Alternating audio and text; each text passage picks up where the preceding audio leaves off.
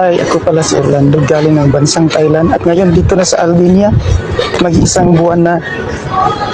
Dito ako ngayon sa labas ng aking pinapasukan na trabaho, ang Dry Madis in Bungalow. Malawak po ang area ng amo ko. Ito yung resort.